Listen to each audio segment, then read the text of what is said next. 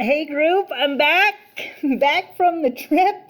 I thought about just jumping back in on Monday, but then I thought, maybe my viewers are eagerly waiting for the next Sex on Fridays. So today's, and there'll be more about my trip to Kentucky with my family coming up in future videos. But today I would like to talk about, for Sex on Fridays, today's topic is Bill Clinton. And I just went to the library for the first time since all this COVID business. And they gave me this little tag that says 424 because I could only be there for an hour. I was actually only there for about, 3 minutes because I had my eye on what book I was going to get, and this is what I got, group. And I might read it. Like many books that I'm interested in, it's a big commitment. It's like hi, 1,000 pages of, I guess this is volume 1 of Bill Clinton's autobiography. So we'll see how that goes. But I'm interested in it because on my trip I read this book that my sister Abby recommended, a fictionalized account of Hillary Clinton if she had not married Bill. You guys, I seriously want to tell you everything that happens in this alternate history. But for Sex on Fridays, I will say that the first section of the book is when Hillary and Bill meet in, I believe it's 1975 at Yale Law School, and they really connect, like intellectually. I love the scene, and I have to say, I don't obviously know how much of this is real, or the author, one of the ones, Curtis Sittenfeld, has read all the Bill Clinton books and Hillary Clinton books, including this one. So I don't know how much of this dialogue she knows, or if this is authorized by Hillary Clinton. I don't know anything about that, but just speaking as characters, I liked when Bill approaches Hillary at, I think, the library at Yale, and she's like, why do you want to hang out with me? Oh, and then they go on a date, and she's like, is this a date? And he goes, yeah, or something. And then she says, why are we on a date? Why do you want to date me? And he says, because you're the smartest person at Yale. What a beautiful thing. And she says, all along she's wanted somebody to fall in love with her for her mind. And her friends are like, no man falls in love with a woman for their mind. And that's one of my questions. Is that true?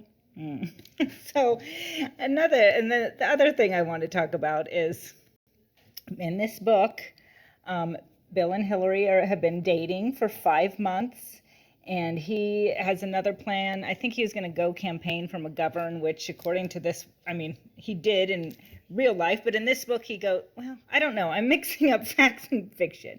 So I should just say, in the book, he goes to California with Hillary. She has an engagement there, work-related. And they've been dating for 5 months, and she's like going to her job. And Bill told her he would just stay in her apartment all day and read. He's like, that sounds great. And then she comes home one day to see him kissing another woman on the sidewalk. And his expression changes from one of casual pleasure to horror. And she's like, what? And then they go upstairs, and she sees their bed, and she goes, you guys just had sex in our bed. And Bill's like, oh. And she goes, how many times has this happened? And he's like, 4. And she's like, then they start talking, and she's like, what is going on? And she says, asks him about his history. How many women have you been with? At this time, he's like 23. And he's like, I can't put a number on it, maybe 50. And she's like, what? And then she says, asks him something, did you cheat on them? And he goes, sometimes. And she says, you can't be so vague. You have to tell me the truth. And he says, I've never been faithful to any girl. And then it comes, she's like, of course, like, what is going on? Because he had told her how special she was to him. And as a reader, I believed it and I believe it. And then she's like, what? And he's like, I'm a horny bastard. So this is just all very interesting to me. Because in the book, and I don't think this is too much of a spoiler, she breaks up with him because of some of this business, among other reasons. But the cause of the breakup is certainly sexually related. And then Rodham quotes Hillary Clinton's book that she wrote that says, my marriage to Bill Clinton was the most consequential decision of my life. I said no the first 2 times he asked me, but the 3rd time I said yes, and I'd do it again. So, I don't know, sometimes, I don't think I have urges as to the degree that Bill Clinton does. I don't know. But I have them. And I mean, maybe Hillary and Bill, they must have made some arrangement. I can't speculate on that, but I'm interested in reading what he says about all this and about other things.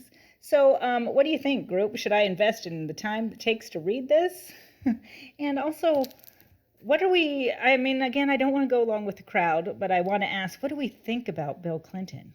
I remember the 90s, but I was, as has been well said on this program, I was pretty clueless in the 90s. So what do people think about Bill Clinton these days?